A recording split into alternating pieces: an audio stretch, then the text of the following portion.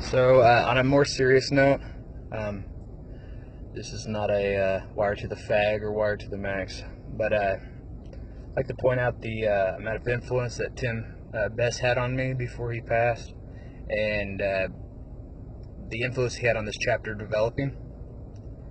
Um, I met him before we started even growing with the chapter. I met him before I even met a lot of the original members, and still when a lot of this was like in my head, but I couldn't get a hold of anybody.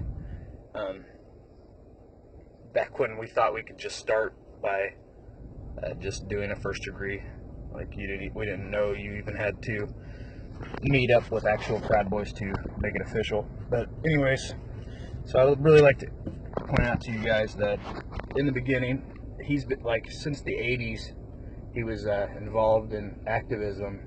Anyways, I just met him randomly on the internet, and this guy had a really big impact on how we developed, the ideas he gave me, and the fire he helped light under my ass to really start recruiting and building this chapter to where it is today.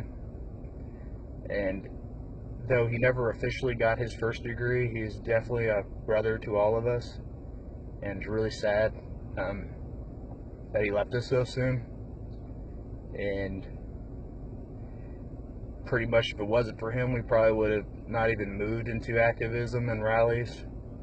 And the Second Amendment rallies and all that, those were permits that he put in his name. And I will miss him indefinitely. Fucking good guy, good heart. Some people are even suspicious on whether or not his passing was natural. He did tell me he had health problems, but he also had a lot of enemies because he was pushing for peace between both sides, and he was communicating with all the different groups, including the people on the left. And right before the Second Amendment rally, he was getting a lot of heat because he was pushing for peace. He actually he talked me, and like he made me realize, that it's not about just being radical, going there shitting on people who disagree with you. I mean, that's fun and everything, but what is it really solving? And he actually talked me into, indirectly, he didn't actually ask me to, but he's the one to put the idea there. When we were at the Second Amendment rally, I approached what appeared to be the leader of the Redneck Revolt group, which is, if you don't know, they're basically Antifa with guns.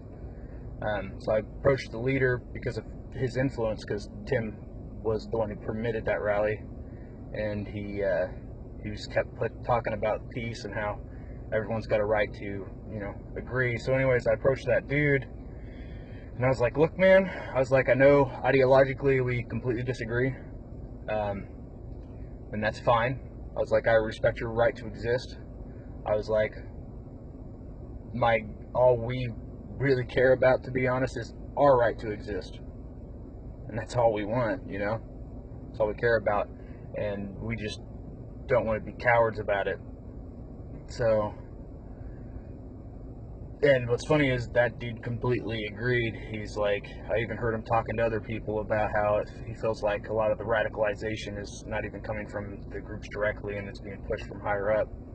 But anyway, some pretty crazy shit, and I don't want to put it out there that maybe he passed from an unnatural reason, but I just want to emphasize his impact and what he was pushing, to a point where he didn't give a fuck which side you were on, and he didn't care that he was making enemies, because he was a right-wing guy. He believed in all the values that we did, but he just wanted to emphasize that this country was built on having different opinions, and he will be sorely missed. And that dude was one of my fucking brothers, and though he did not get his first degree, he was going to, and it was just a matter of time.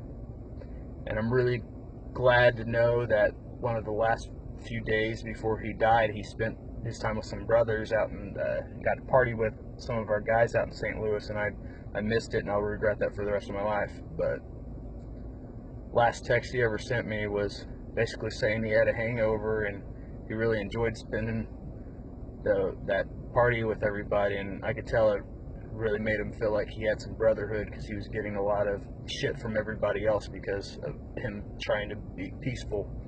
And it was nice that he That was one of the last experiences he had, was the brotherhood that we share.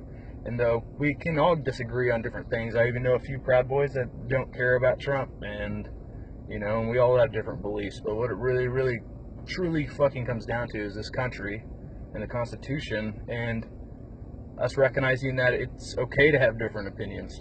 But just wanted to say that as a respect to him, because I wasn't on the internet when I found out about all that, and it took me about a week to get my shit straight. It was pretty hard for me. There's a lot I regret for not being able to spend more time, or there's a lot of questions I have that I didn't get to ask him. But Tim, we miss you, bro. And you are a brother, and we need to, all of us, set up a day to really just sit down and honor him. I don't know when, if or when the funeral is going to be taking place. From what I heard about his family, there wasn't much interest, and so there's only a few people that are really were looking into it when it happened. So his family was us. So thought y'all should know that if you didn't. Just know that a patriot died, and he was a good fucking man. Peace, guys.